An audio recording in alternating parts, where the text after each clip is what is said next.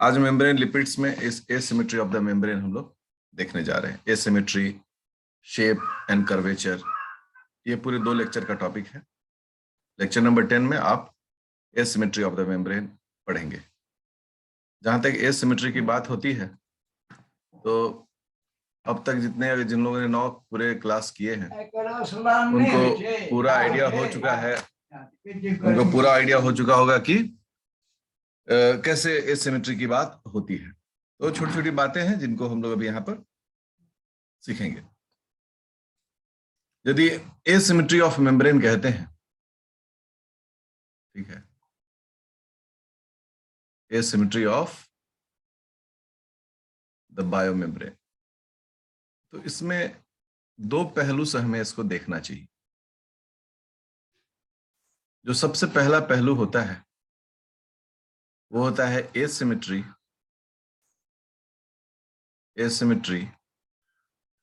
in outer and inner leaflets, outer and inner leaflets of the membrane, है ना। पहला है कि एक ही मेम्ब्रेन में लिपिड मेम्ब्रेन बाइलेयर, और दूसरा जो एसिमेट्री होता है वो होता है asymmetry of the composition of the composition in different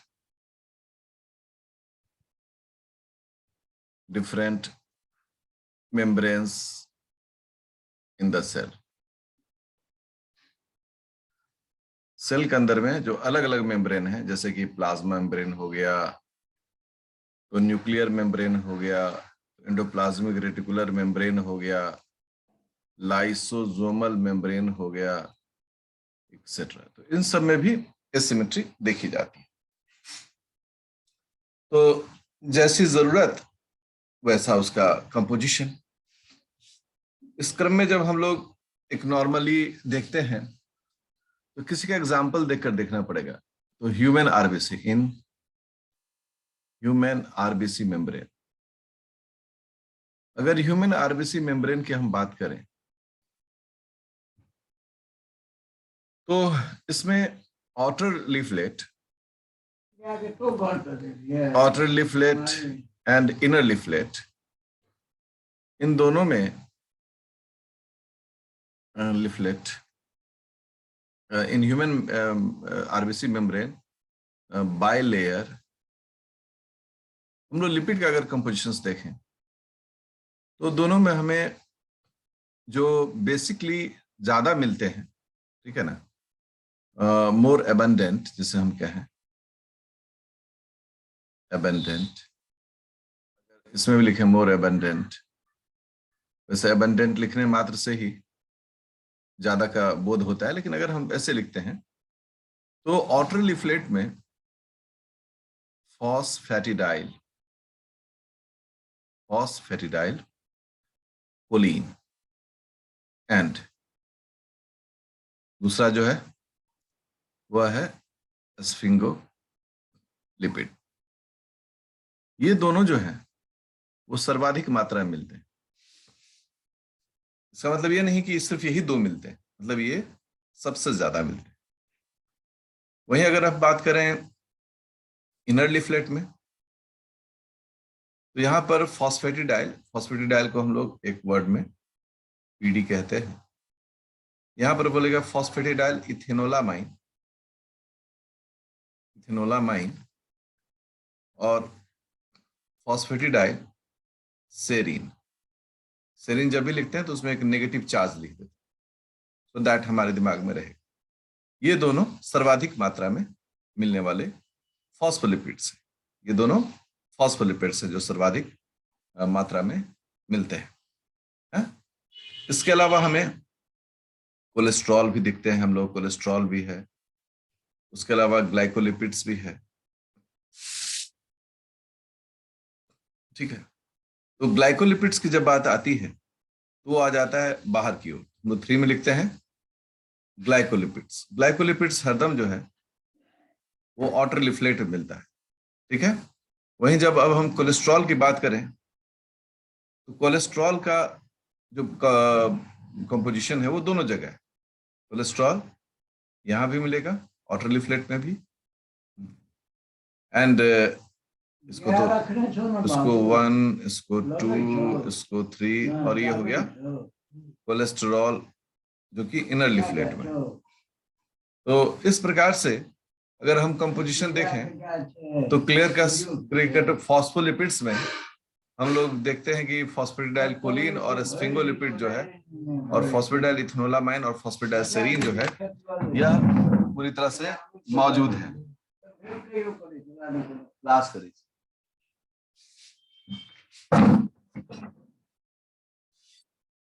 अब यहां कुछ सवाल आता है, उन सवालों के साथ अभी हम लोग आगे बढ़ेंगे।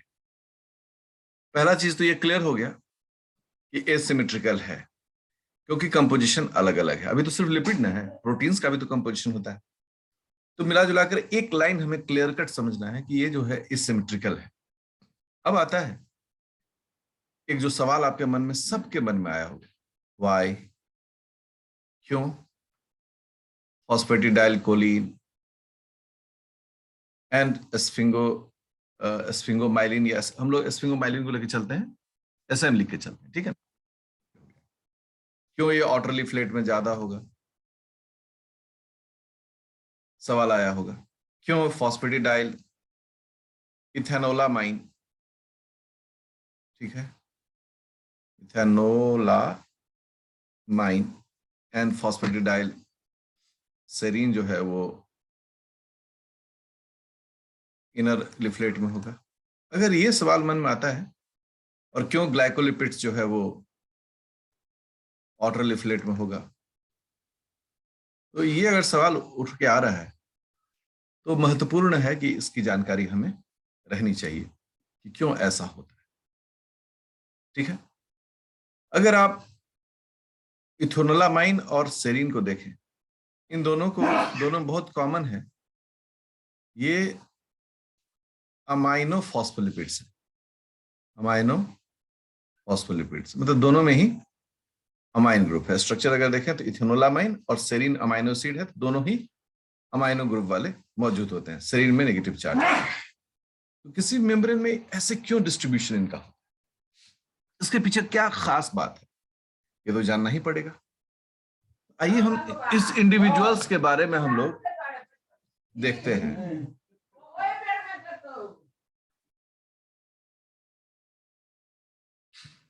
अब हम सबसे पहले फॉस्फेटिडाइल कोलिन को देखते हैं।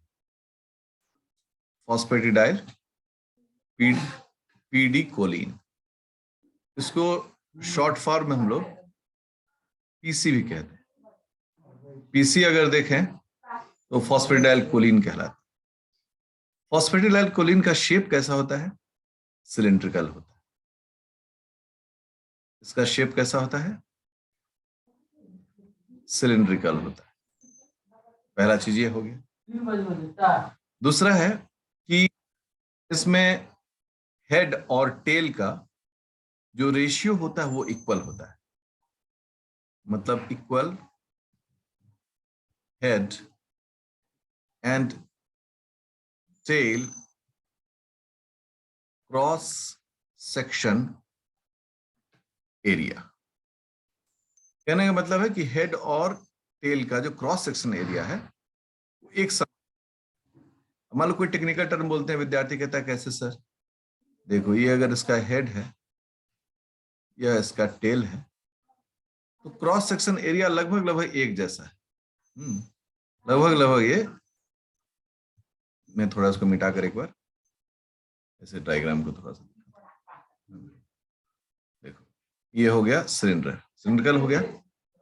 और इसमें अगर हम इसको देखें हेड और टेल को, तो उसका क्रॉस सेक्शनल एरिया, यही क्रॉस सेक्शनल एरिया है, वो लगभग एक जैसा ही होता है। लगभग एक जैसा ही होता है, इसलिए यह equal head and tail cross section area एक जैसा है, सिलिंड्रिकल है। क्या है ये, सिलिंड्रिकल है।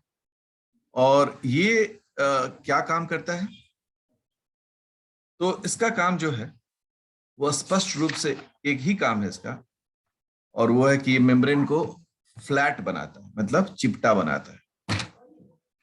देखो, आप कई बार विद्यार्थी मुझसे पढ़ाने क्रम में पूछते रहते हैं, सर ये ऐसा क्यों होता है कि ये ऊपर होता है, ये नीचे होता है, ज्यादातर ये ऊपर होता है, ज्यादातर ये नीचे होता है। मैं हमेशा कहता हूँ थोड़ा सा धैर्य रखो, टॉपिक के साथ ये विषय आते चले जाएंगे, और जैसे से ये विषय आता चला जाएगा वैसे वैसे इस विषय को हम लोग डिस्कस करेंगे। अब आप देखिए कैसे ये बातें समझ में आपको आनी शुरू हो रही है कि भाई यहाँ जो है ये सिलिंड्रिकल ही क्यों बनाता है। इसलिए कि इसमें हेड और टेल का क्रॉस सेक्शनल एरिया एक जैसा है, और जब एक जैसा होगा ये बनाएगा कैसा, फ्लैट मोनोलेयर। Flat monolayer. अब एक फ्लैट मोनोलेयर को हम बना के दिखाते हैं, देखिए कैसे होगा। Just come to the point. Okay, like सोचो एक मोनोलेयर में अगर ये इस तरह से अरेंज हो, ठीक है ना, साइज एकदम इक्वल होगा। हमसे बनाने में थोड़ा छोटा बड़ा हो सकता है, लेकिन ये इक्वल साइज का होगा। ओके, ये आप एक डायग्राम को देख रहे हैं। इस डायग्राम में जितने भी कंपोनेंट्स हैं सारे पीसी हैं, मतलब फॉस्फेटिडाइल कोलिन है। ठीक है, मेरा हाथ थोड़ा लहर सकता है, लेकिन अगर इसको डायग्राम को एकदम आराम से बनाया जाए तो एकदम एक जैसा दिखे। और ये देखो, तो इसमें क्या हमको दिख रहा है कि ये एक जैसा है, ये फ्लैट मोनोलेयर का फॉर्मेशन करता है। मोनोलेयर का फॉर्मेशन, ये हो गया फॉस्फेटिडाइल कोलिन के बारे में। अब जो अगला जो मेंबर है इसका, वो होता है स्फिंगोमाइलिन। स्फिंगोमाइलिन ये स्फिंगोलिपिड्स का परिवार का है, और इसमें हम लोग इसको एसएम कह के इसको निरूपित करते हैं। इसका भी जो स्ट्रक्चर है वो उसी प्रकार से है, अर्थात ये भी सिलिंड्रिकल है। कैसा है ये भी सिलिंड्रिकल है, बस क्या है ये, इसकी लंबाई थोड़ी ज्यादा है, वो भी हम कंपैरेटिवली आपको बताएंगे। ठीक है, ये भी सिलिंड्रिकल है, पहला चीज ये है। ये भी फ्लैट मोनोलेयर बनाएगा, फ्लैट मोनोलेयर बनाएगा। ओके, साथ ही क्या है, इसमें भी हेड हेड और का जो मतलब cross section area, head and tail का क्रॉस सेक्शन एरिया वो एक जैसा है। मैं उतना बार बार नहीं लिखूंगा, हेड एंड टेल का जो क्रॉस सेक्शन एरिया वो एक जैसा, टेल क्रॉस सेक्शन एरिया एक जैसा है, बड़ा यूनिफॉर्म है। बट स्फिंगोमाइलिन और जो फॉस्फेटाइल कोलिन है उसमें अंतर क्या है, it is longer than phosphatidyl choline. एकदम क्लैरिटी में है, ये ज्यादा लंबा है किसकी तुलना में, फॉस्फेटाइल कोलिन। अगर इस तुलना को थोड़ा सा हम ऐसे जस्ट देखें तो हम एक अलग से डायग्राम बनाते हैं।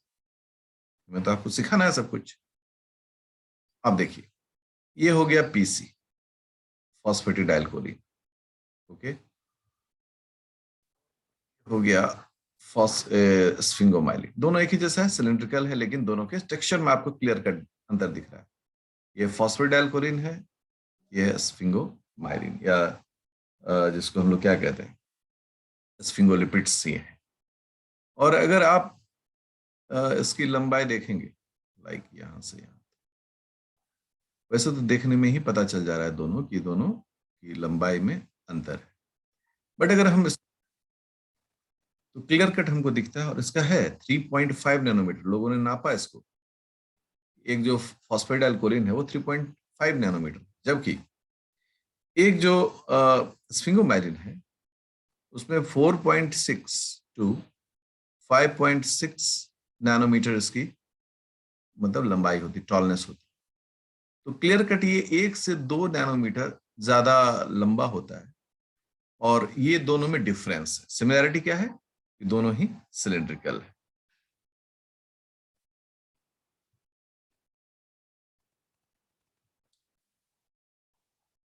अब हम इससे आगे बढ़ते हैं। अब हमारे पास ये तो दो ऊपर वाले हो गए मेंबर। अब हमारे पास तीसरा मेंबर आता है। और उसका नाम है फॉस्फेटिडाइल इथेनोलामाइन। फॉस्फेटिडाइल इथेनोलामाइन, इथेनोलामाइन। फॉस्फेटिडाइल इथेनोलामाइन को हम लोग पीई, पीई से निरूपित करते हैं। अगर फॉस्फेटिडाइल इथेनोलामाइन को हम देखें, ये कोनिकल होता है। कैसा होता है ये? कोनिकल। तो नॉर्मल कोन की तरह दिखेगा अगर ये, तो इसका स्ट्रक्चर कैसे दिखेगा?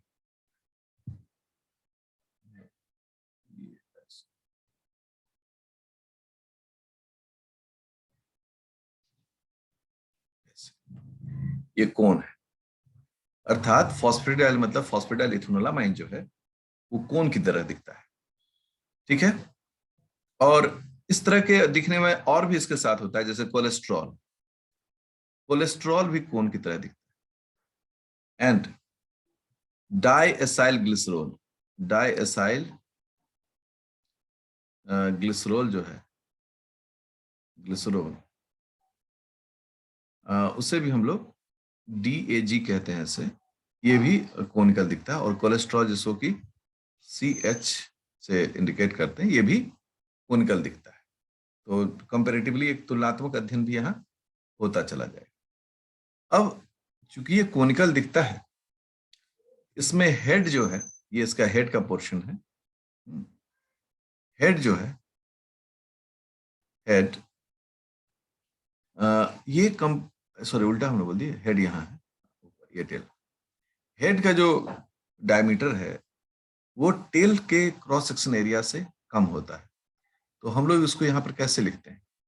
इसको लिखते हैं कि larger tail than the head, larger tail than the head cross section area, section area. स्पष्ट है कि ये फॉस्फेटिडाइल कोलिन या स्फिंगोमाइलिन का जस्ट उल्टा वर्जन है, ये कोनिकल है। इससे मेम्ब्रेन कभी भी फ्लैट बनेगा क्या? हम लोग कहते हैं नहीं, इससे मेम्ब्रेन कभी भी फ्लैट नहीं बनेगा, हमेशा बनाता है ये कर्व्ड मेम्ब्रेन। मेम्ब्रेन को मोड़ता है, कर्व करता है। ये हो गया इन तीनों के बारे में जानकारी। अब जो एक लास्ट मेंबर है जो कंपैरेटिवली कम रहता है मेम्ब्रेन में, लेकिन उसका रोल होता है, उसको हम लोग बोलते हैं glycero sphingomyelin, glycero sphingomyelin. ठीक है। एंड दो है membrane, and lysophosphatidic acid, phosphatidic acid. ठीक है ना, फॉस्फैटिडिक एसिड। ये दो जो मेंबर हैं जो कंपैरेटिवली कम रहते हैं मेम्ब्रेन, तुलनात्मक रूप से कम होते हैं, इसलिए मेजर ग्रुप में इनका जिक्र भी नहीं होता। ये सभी इन्वर्टेड कोन होते हैं। देखिए इनका स्ट्रक्चर कैसा दिखता है। मैं थोड़ा स्ट्रेट लाइन यूज करता हूँ।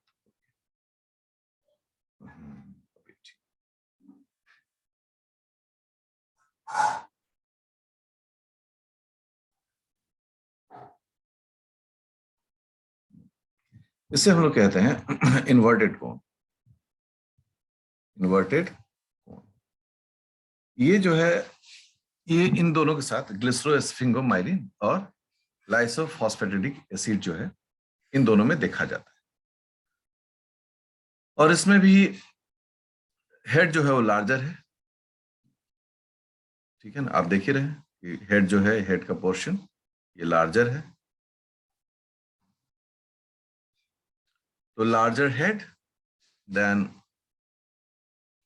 Tell cross section area, cross section area. ये इन्वर्टेड कोन का स्ट्रक्चर दिखता है। और ये भी कभी भी फ्लैट मेम्ब्रेन नहीं बनाएगा, ये भी जब बनाएगा तो कर्व्ड मेम्ब्रेन। इस प्रकार से क्यों मेम्ब्रेन के किसी हिस्से में ये मिलते हैं, उसके पीछे का इनका एक स्ट्रक्चरल कॉन्फ़िगरेशन आप देख रहे हैं। अब सोचो कि एक मेम्ब्रेन हम बनाएं, और उसको हमें कर, आप तो जानते हैं कि कोई आपसे पूछे अगर ये अच्छा बताओ कि कोई मेम्ब्रेन, कोई सेल ऐसा क्यों दिखता है, या कोई सेल ऑर्गेनेल ऐसा क्यों दिखता है, कोई गोल क्यों दिखता है ठीक है, कोई जो है वो ओवल क्यों दिखता है। अगर इस तरह का मेम्ब्रेन के बारे में पूछा जाए तो हमारे पास दो तरह की बातें होती हैं। पहली पहली बात होती है, या तो कोट प्रोटीन उसको टेढ़ा करता हो, बट कोट प्रोटीन जो है, कोट प्रोटीन का उपयोग हम लोग करते हैं बेसिकली GERL सिस्टम, जहां trafficking of the cargo materials होता है। लेकिन अगर नॉर्मल एक प्लाज्मा मेम्ब्रेन के बारे में बात किया जाए, यहां तो कोट प्रोटीन नहीं हो। ये कर्व कैसे हो गया, ये यहाँ कर्व कैसे हो गया, यहाँ फ्लैट कैसे हो गया, आपके मन में सवाल का जवाब भी आना शुरू हो चुका। अगर एक इस तरह का हम एक डायग्राम दिखाएं आप, एक मेम्ब्रेन है, जिस मेम्ब्रेन में कुछ हिस्से फ्लैट भी है और कुछ हिस्से कर्व भी। ठीक है, ये मेम्ब्रेन है और ये इसके बीच का एक बाइलेयर है, तो हम इसको एक ऐसे समझने के लिए डिवाइड कर देते हैं। ठीक है, समझने के लिए हम इसको डिवाइड कर दिए दो हिस्से में। ये आउटर लीफलेट हो गया और ये इनर लीफलेट हो गया। अब इस मेम्ब्रेन को कुछ टुकड़ों में हम बांटते हैं।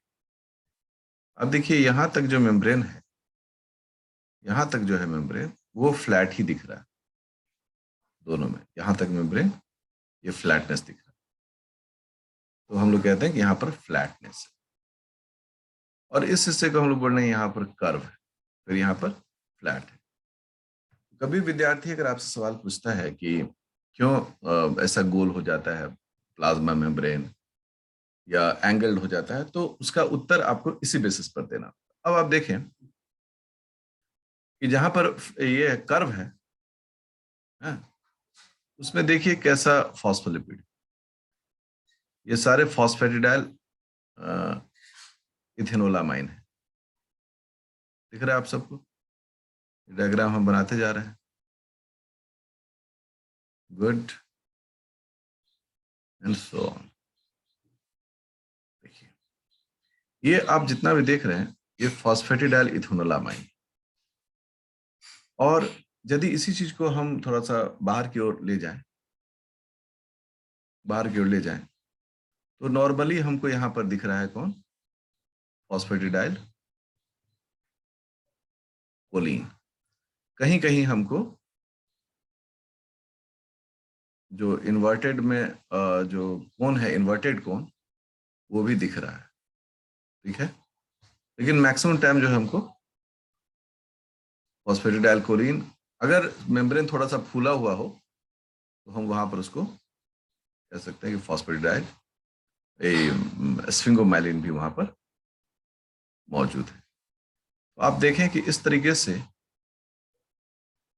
यहाँ पर डायग्राम बनाया गया है, और इस डायग्राम में ये जो आप देख रहे हैं ये फॉस्फेटिडाइल कोलीन है, ये भी फॉस्फेटिडाइल कोलीन है।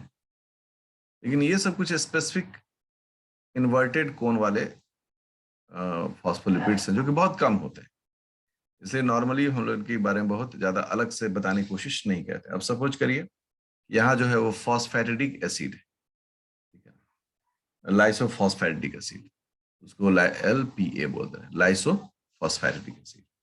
इस प्रकार से अरेंजमेंट है। साथ ही से कि जो नीचे में वो ऊपर नहीं है, नहीं नहीं ऐसा नहीं हो सकता है कि वो ऊपर में भी, अब देख लो बना दिया ना यहाँ पर, ये क्या है, ये फॉस्फेटिडाइल इथेनोलामाइन है, तो ऊपर में भी एक आध दो हो सकता है। जो फॉस्फेटिडाइल सेरीन है वो ऊपर में भी जा सकता है, लेकिन तुलनात्मक रूप से वो बहुत ज्यादा नहीं होगा, बहुत कम होगा। तो ये जो है एक मेम्ब्रेन का टेक्सचर देखने का मतलब कैसे उसका शेप और कर्वेचर मेंटेन होता है, एसिमेट्री। इन बिंदुओं के बाद अब हमारे मन में होगा what about the glycolipids, glycolipids के बारे में। तो पहला चीज है कि ग्लाइकोलिपिड्स जो होता है वाटर लीफलेट, वाटर लीफलेट में होता है। ठीक है, आउटर लीफलेट में क्यों होता है? क्योंकि सामान्यतः ग्लाइकोलिपिड जो है, इनका काम जो है बड़ा वर्सेटाइल होता है। वर्सेटाइल मतलब सेल रिकॉग्निशन, सेल सेल अधेशन, मतलब ये कुछ इस तरह के काम करते हैं कि अंदर में बहुत रहने का इसका कोई मतलब नहीं होता है, ये बाहर ही होता है। अब इसमें दो वेराइटी जो है वो देखा जाता है ग्लाइकोलिपिड्स के, दो वेराइटी। पहला वेराइटी होता है ग्लिसरोग्लाइकोलिपिड्स, ग्लिसरोग्लाइकोलिपिड, ठीक है, जिसमें ग्लिसरॉल होगा। और दूसरा जो इसके कैटेगरी में आता है वो होता है स्फिंगोग्लाइकोलिपिड्स, स्फिंगोग्लाइकोलिपिड्स। ये दो तरह का मॉलिक्यूल जब किसी सेल में मौजूद रहता है, इन दोनों मॉलिक्यूल्स के बीच में हमें एक तुलनात्मक अध्ययन भी तो करना चाहिए। ये ग्लिसरोग्लाइकोलिपिड्स और स्फिंगोग्लाइकोलिपिड्स कैसे, क्या माजरा क्या है। अगर हम आते हैं और एक जगह देखते हैं ग्लिसरोग्लाइकोलिपिड्स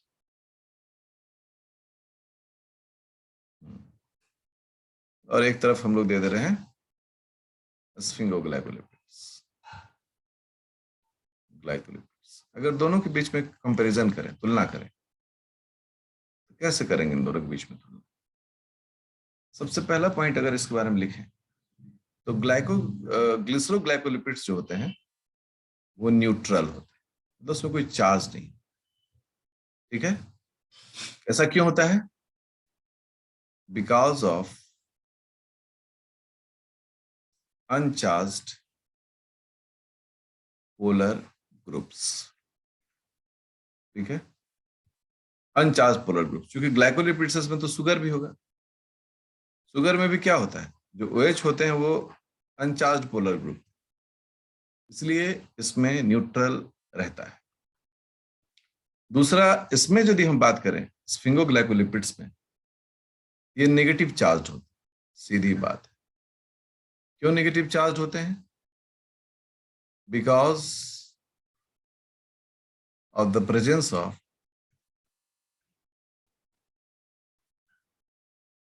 of N acetyl neuraminic acid, जिसे हम लोग नाना भी कहते हैं और सियालिक एसिड भी कहते हैं। ठीक है ना, ये जो सियालिक एसिड है, ये इसके कंपोजिशन में हमेशा नेगेटिव चार्ज जो है वो पुट अप करता है। इसका स्ट्रक्चर आप देख लेंगे तो आपको इसमें चार्ज मिल जाएगा।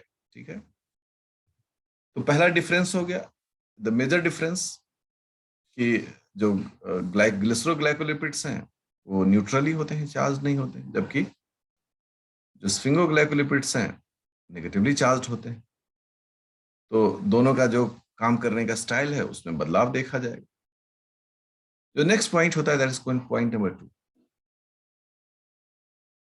कि ग्लिसरोग्लाइकोलिपिड्स, ग्लिसरोग्लाइकोलिपिड्स ऐसे आप शॉर्ट फॉर्म लिखते हैं, lipids are mostly found, mostly reported, found भी कहने से ज्यादा बढ़िया होगा, रिपोर्टेड इन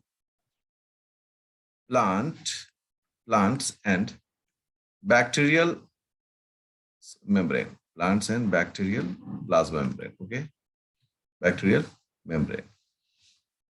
जबकि जो स्फिंगो ग्लाइकोलिपिड्स हैं mostly in animal cells, mostly in animal cells. तो बंटवारा भी हो गया कि भाई तुम ज्यादा एनिमल्स में रहो, हम ज्यादा प्लांट्स और बैक्टीरिया में रहेंगे। ठीक है, तो इसीलिए आप को जब भी कोई सवाल पूछता है कि स्फिंगोलिपिड्स प्लांट्स में बहुत ज्यादा नहीं रिपोर्टेड होते हैं, तो हम लोग कहते हैं कि हाँ, बिकॉज कि ये एनिमल सेल्स में ही ज्यादा इनका सिंथेसिस एंड लोकलाइजेशन होता है, प्लांट में उसकी जगह पर ग्लिसरोग्लाइकोलिपिड्स होते हैं। और इसके पीछे कई कारण भी हैं। इसके ऐसा नहीं आप समझें कि ये क्यों एनिमल्स में ही रहते हैं। एनिमल ज्यादा क्या कहते हैं, कॉम्प्लेक्स और टेक्सचर है प्लांट की तुलना में। तो इसका एक्सपोजर भी बहुत ज्यादा है, स्ट्रेस भी बहुत ज्यादा है। तो इसके पास वैसे मॉलिक्यूल्स रहने हैं जो उसके मेम्ब्रेन में लगातार कुछ ना कुछ बहुत तेजी से बदलाव करे, और साथ ही साथ वो उसको अडेप्ट भी करने में मदद करे। ये जो दोनों चीजें होती हैं, ये स्फिंगोलिपिड्स में बहुत ज्यादा होती हैं, और इसीलिए स्फिंगोलिपिड्स को हम लोग एनिमल सेल्स में बहुत ज्यादा देखते हैं। अब अगले मुद्दा पर जब हम आते हैं, वो है क्या कि क्या इनका सेल मेम्ब्रेन में भी अलग अलग जगह लोकेशंस अलग अलग, मतलब सेल के अंदर में भी इनका अलग अलग लोकेशंस में अलग होगा? तो बिल्कुल सही है, क्या कि प्लाज्मा मेम्ब्रेन हो जाए, गोल्जी बॉडी मेम्ब्रेन हो जाए, ईआर मेम्ब्रेन हो जाए, इन सभी में जो इनका मतलब बंटवारा होता है वो बहुत अलग अलग तरीके से होता है। और हमने कंपैरेटिव टेबल भी बनाया है, और आप लोग ने कंपैरेटिव टेबल देखा भी होगा कि अगर हम इसका डिस्ट्रीब्यूशन देखें स्फिंगोमाइलिन का, तो अगर सेल वाइज अगर देखें तो जितना ज्यादा एक्टिव सेल होगा उसमें उतना ही ज्यादा रहता है, क्योंकि वहां काम बहुत ज्यादा होता है। अब जैसे आपको मैं सिंपली बताता हूँ, जैसे गोल्जी बॉडी मेम्ब्रेन है, गोल्जी बॉडी मेम्ब्रेन। तो गोल्जी बॉडी मेम्ब्रेन जो है इस मामले में बहुत कॉम्प्लेक्स है। लगभग 40 types of sphingoglycolipids are reported 40 से भी ज्यादा इसमें ऐसा टाइप्स होता है। ये बड़े पॉपुलरली वहां गैंग्लियोसाइट्स के फॉर्म में होते हैं। तो गोल्जी बॉडी मेम्ब्रेन में इसकी बड़ी खूबसूरती देखी जाती है कंपैरेटिवली एंडोप्लाज्मिक रेटिकुलम मेम्ब्रेन या फिर प्लाज्मा मेम्ब्रेन की तुलना में। साथ ही क्या है कि जो स्फिंगोग्लाइकोलिपिड्स है वो गोल्जी बॉडी में ही बनता भी है, तो ट्रांसपोर्टेशन भी उसका वहीं से होता है।